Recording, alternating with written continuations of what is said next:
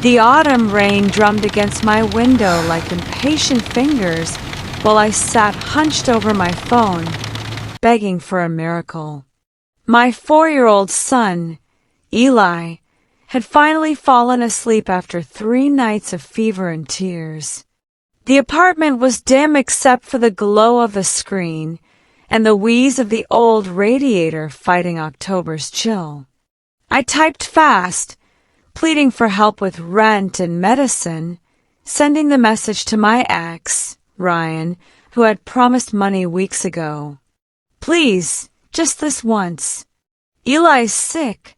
We need you. The message went through.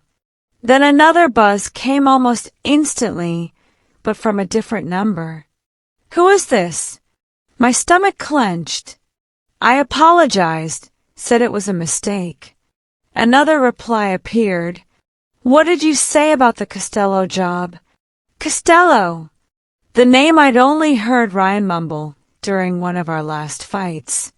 I froze, the word echoing in my head like a loaded weapon. 3 dots blinked, disappeared, then came back. Your name. Now. Before I could respond, headlights cut out on the street below. The sound of car doors, heavy footsteps on the stairwell, and I realized I hadn't just texted the wrong number. I'd texted the wrong kind of person.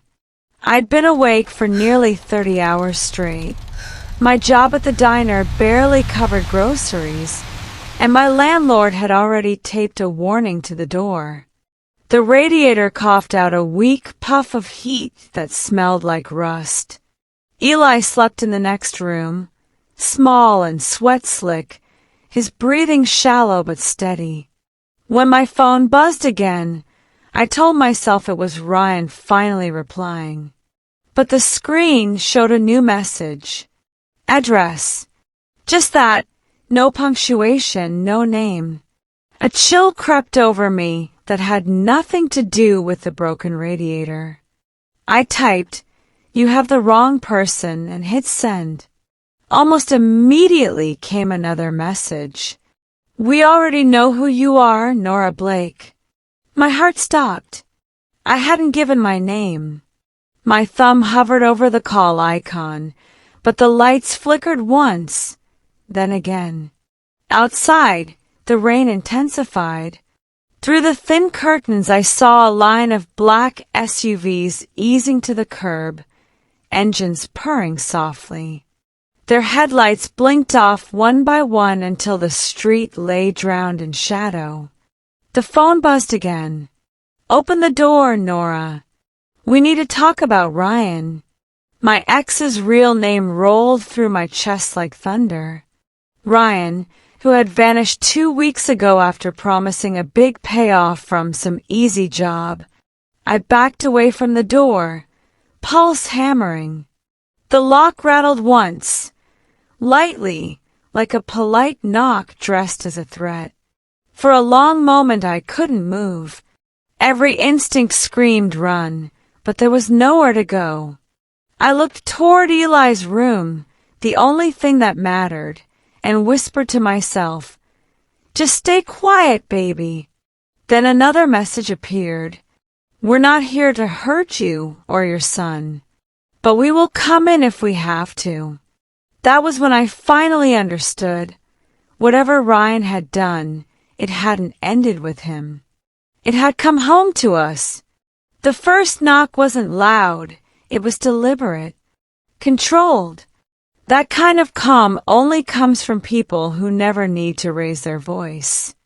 I stood frozen, one hand on the wall for balance, the other clutching my phone like it could protect me. The old hallway light flickered through the crack beneath the door, and for a second, I saw the shadow of someone standing there, tall, still patient. A voice came next, low and steady. "Miss Blake, my name is Adrian Costello. I believe your ex-boyfriend worked for my family." Costello, the name that had turned my blood to ice when I typed it by accident. Before I could answer, A door across the hall creaked open. Mrs. Jenkins, my elderly neighbor, peered out, clutching her robe tight around her. "Everything all right, Nora?" she called softly. The man's tone changed instantly, becoming warm, polite, disarmingly so. "Just a small misunderstanding, ma'am. I'm here on business." I forced a smile I didn't feel. "It's fine, Mrs. Jenkins. Thank you." Her worried eyes lingered before she disappeared back into her apartment. The moment her door shut, the politeness vanished. "Please open the door," Adrian said. "I'd rather not have this conversation in the hallway." My pulse pounded in my ears. "If this is about Ryan, I don't know anything," I said through the door. "Then we can clear that up quickly," he replied. "But if you don't open it, my men will." I looked toward Eli's room again. His nightlight glowed faintly through the cracked door, a tiny purple star in a dark universe. I had no choice. The deadbolt scraped as I turned it. When the door opened, the hallway light caught the rain on Adrian's black coat, dripping from his shoulders like melted shadow. He wasn't what I expected. No scars, no gold chains, just sharp edges and quiet power. His eyes were the kind that didn't blink unless they meant to. Behind him stood a heavier man, silent, scanning everything. "Thank you," Adrian said, stepping inside. His voice was calm again, like this was just another late-night appointment. I stayed by the wall, keeping distance. "You need to leave. My son's sleeping." "I know," he said. "He's feeling better tonight." The words hit harder than any threat could. "How do you know that?" I whispered. Adrian's gaze didn't waver. "Because, Miss Blake, when your ex decided to steal from me, he didn't just endanger himself. He put you and that boy at risk." The door clicked shut behind his bodyguard. The sound felt final, and in that moment, standing barefoot in the half-light of my apartment, I realized my life had just split into two parts. Before Adrian Costello and after. The ride through the city felt endless. Rain streaked across the tinted windows like silver veins, and every streetlight we passed painted a brief glow across Adrian Costello's face. He sat beside me in silence, his phone untouched, his eyes distant, a man who didn't need words to hold control. Across from us, his bodyguard, a quiet wall of muscle named Dante, watched the world outside like a predator scanning for movement. Between them, I held Eli close, feeling his small heartbeat against mine as he slept through what felt like a kidnapping disguised as a rescue. When the SUVs finally slowed, I saw it. Iron gates, floodlights, and a mansion rising out of the mist like something from another world. The gate opened before we even stopped. No one buzzed, no one asked questions. "Welcome to my home," Adrian said, stepping out first. His voice was low but not unkind. "You'll be safe here." Safe. The word rang hollow. Inside, the air smelled of cedar and clean marble. A woman in her 60s met us at the door, silver hair tied neatly back, her expression unreadable. "This is Maria," Adrian said. "She runs the house." Maria nodded once and looked at me, her gaze sharp but not cruel. "The boy?" "Sleeping," I answered. She stepped forward, surprisingly gentle, brushing damp curls from Eli's forehead. "He's fever-warm still." "I'll have the doctor sent up." I stiffened. "No doctors. He just needs rest." Adrian's tone softened. You don't understand, Nora. This isn't about medicine. It's about protection. Ryan took something from me, something people would kill to recover. And they'll come looking for anyone connected to him. I met his eyes. So this is a cage. He almost smiled. If it is, at least it's one with good locks. Maria led me upstairs to a guest suite that could have swallowed my entire apartment. The walls were cream and gold. A fire already burned in the hearth. She laid Eli in the bed and brought a cool cloth for his forehead. He's safe here, she murmured. No one crosses Mr. Costello's gates uninvited. I sat beside him, smoothing his hair as he sighed in his sleep. My hand shook. Downstairs, I could hear Adrian's voice, calm, commanding, giving quiet orders in Italian. Every syllable sounded like finality. That night, as thunder rolled outside, I realized that safety could feel just as terrifying as danger, because I didn't know which one I was living in anymore. Morning came without warmth. I woke to the soft hum of distant voices and the scent of coffee drifting through the hall. The storm had passed, leaving a pale, brittle light that spilled across the marble floors. Eli stirred beside me, fever-broken, cheeks flushed with the kind of peace I hadn't seen in days. For a moment, I allowed myself to breathe. Then a knock came, gentle, measured. It was Maria.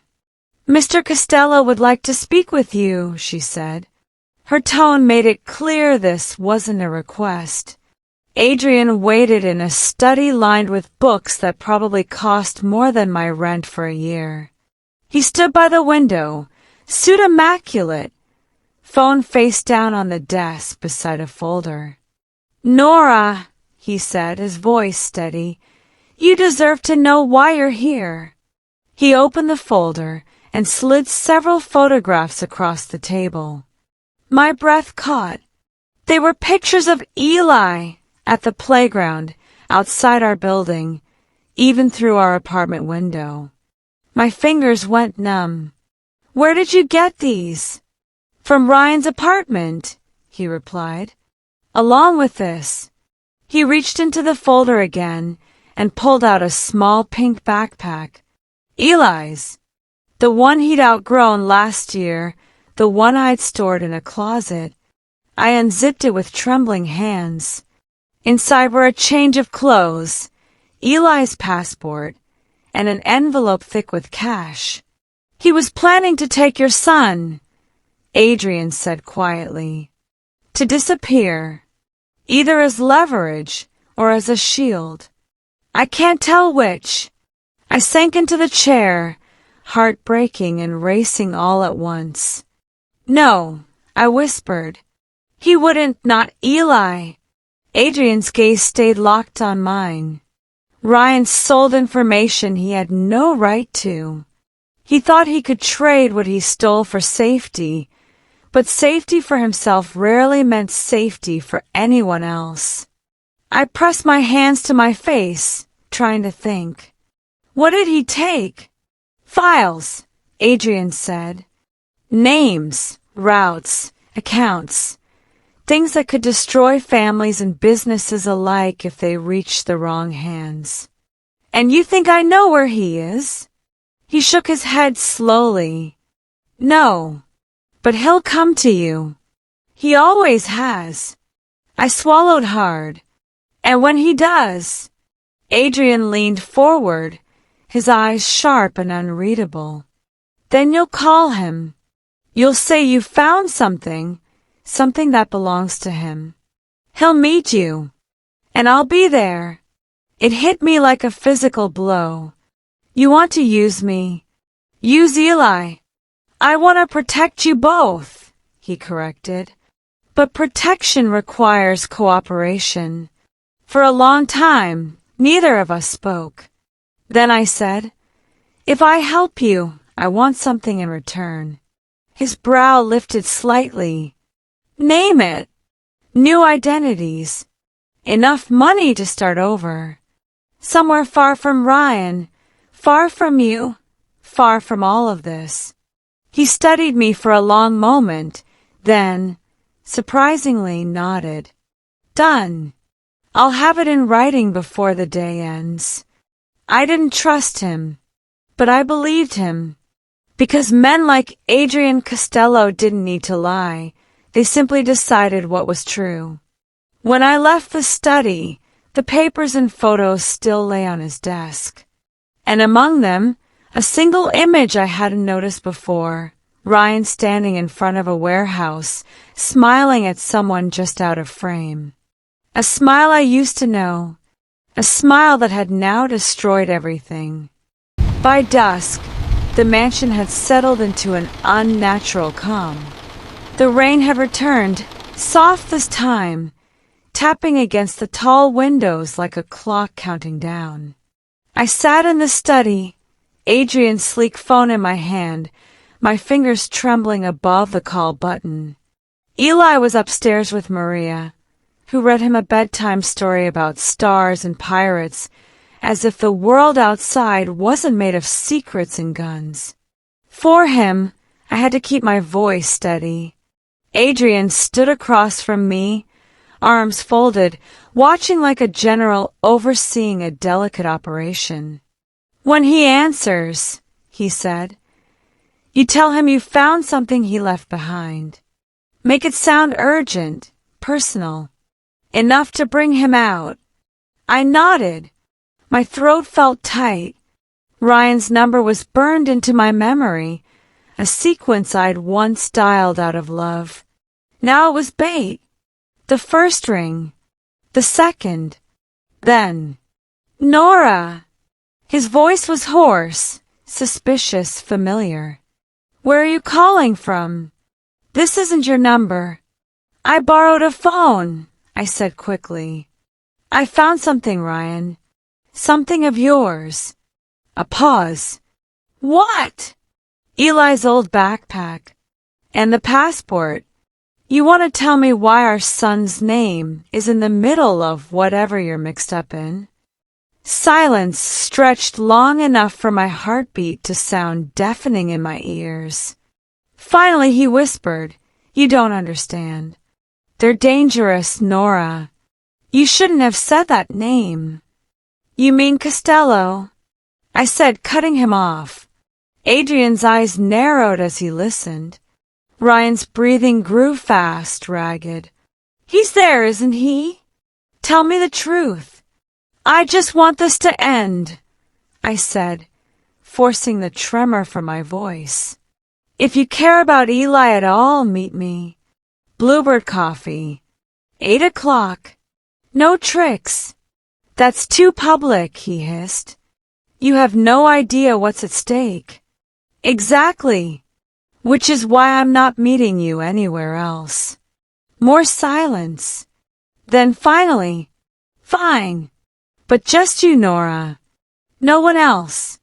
I hung up before I could hear the rest. The phone felt heavy when I placed it back on Adrian's desk.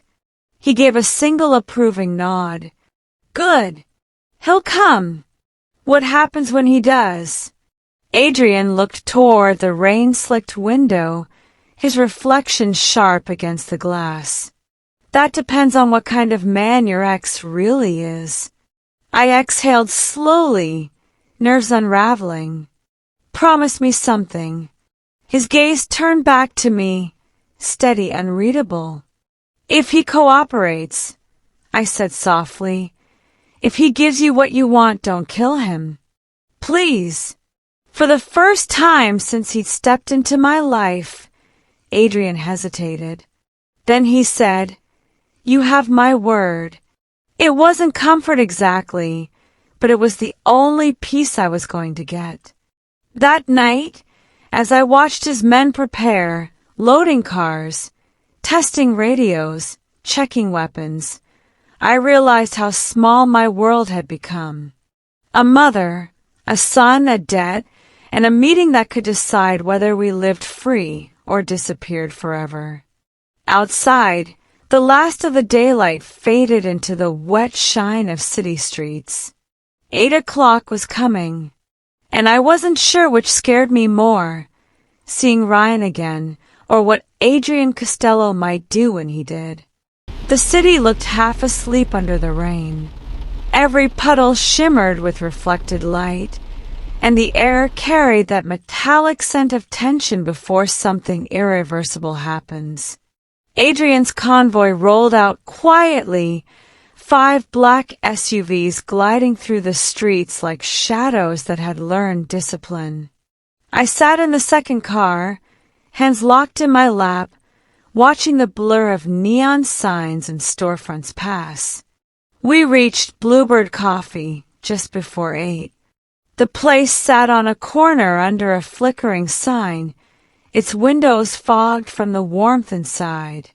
From where I sat, I could see a few late customers, unaware they were about to share a stage for a private war. Adrian's voice broke the silence. "You stay here. No one approaches until I signal. My men will handle everything. And if Ryan doesn't come alone," I asked.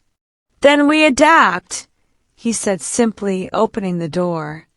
That's what survival is, Nora, adapting faster than fear.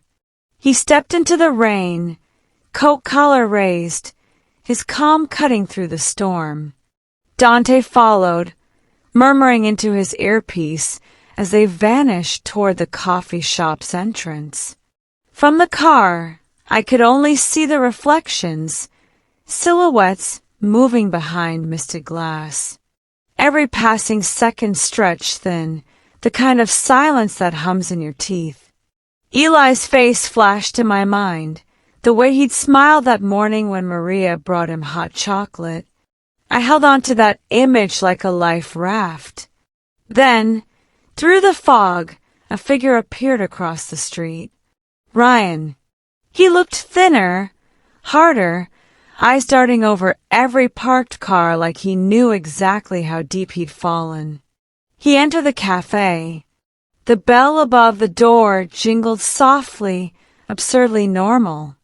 I couldn't hear what was said inside, only that Adrian stood still while Ryan talked, hands moving fast, desperate. Then a small gesture from Adrian, and Dante shifted closer. A heartbeat later, everything went still. No gunfire, no shouting, just the slow ripple of finality as Adrian placed a hand on Ryan's shoulder and guided him out. When the car door opened again, Adrian climbed in beside me. His coat dripped with rain, and a dark stain marked his sleeve. Coffee, maybe, or something heavier. "It's done," he said quietly. "Is he?" I couldn't finish. "Alive," Adrian replied. "For now." He gave up the drive and every copy he made. "You and your son are no longer targets." The relief that flooded me didn't feel like victory. It felt like collapse. I leaned my head against the cold window, watching the rain streak sideways as we drove away. "Thank you," I said, the words tasting strange. "For keeping your word." Adrian didn't answer right away. His profile was unreadable in the dim light. "When you asked me not to kill him," he said finally, "you reminded me of something I had forgotten, that mercy can be power too." Outside, the storm began to fade. The roads gleamed like wet glass, and the night felt strangely hollow, as if danger had stepped out of view but still lingered close enough to listen. And in that silence, I realized I traded one kind of captivity for another, safety that came with a debt I could never fully repay. The rain stopped sometime after midnight. By morning, the world felt washed clean, but inside, everything still ached. I woke to sunlight spilling across the suite's pale walls.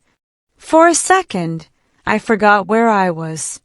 Then I saw the velvet drapes, the marble floor, and remembered the mansion, the bargain, the man downstairs who held my future in his hands. Eli was curled beside me, his tiny arm draped across my chest. He was breathing easy now, the fever gone. I brushed his hair back and whispered, "We're okay, baby." When Maria knocked, her voice was softer than usual. "Mr. Costello is waiting for you." Adrian was in the same study where this nightmare had started to shift into something else. Papers were spread across the desk. Passports, identification documents, bank drafts. 2 new names stared back at me. "Nora and Eli Wells," Adrian said. "You'll have a house in Portland, accounts in your new names, and enough to start over." I traced the edge of the passport photo with my thumb. I barely recognized myself, the same eyes, but steadier, older somehow. "And Ryan, he's gone," Adrian said. "He'll never find you again." I should have felt free, but freedom has a weight, and mine felt heavier than I'd imagined. "What happens to us now?" I asked quietly. "That depends," Adrian said, leaning back. "You can take these papers and disappear today. Or," his voice softened, "you can stay. No debts, no fear. Just protection and choice." The word hung there, choice, something I hadn't felt I owned in a long time. I thought of Eli playing safely in the gardens below, of Maria's quiet care, of the man across from me who had walked into my life like a storm and somehow left it standing. "I need time," I said. "I've spent too many nights running. I want to know what it feels like to stop, even if just for a while." Adrian nodded once. "Then stay as long as you need. You owe me nothing, Nora. Just keep your son safe. That's all I ask."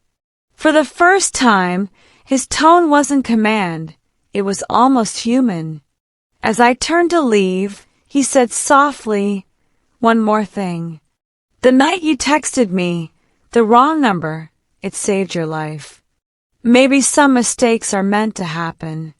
Outside, the gardens were bright with dew, the fountain whispering against the morning air. Eli chased butterflies through the grass, his laughter carrying across the courtyard like a promise. I stood there, watching him, the passport warm in my hand. The name Nora Wells still felt strange on my tongue, but maybe that was the point. A name for a life not defined by fear. I didn't know if I would stay in Adrian Costello's world or walk away forever. But I knew one thing. The night I sent that message, I thought I was begging for help. Instead, I'd written the first line of a story that would change everything. And sometimes, salvation doesn't knock, it texts back. If this story kept you on edge till the very last line, don't scroll away. Backhand index pointing right, hit the like button to help more people discover Nora's story. Tell me, what would you have done if you were in Nora Blake's place that night? Would you open the door or run into the storm with Eli in your arms? Speech balloon, drop your answer in the comments below. I'm reading every single one.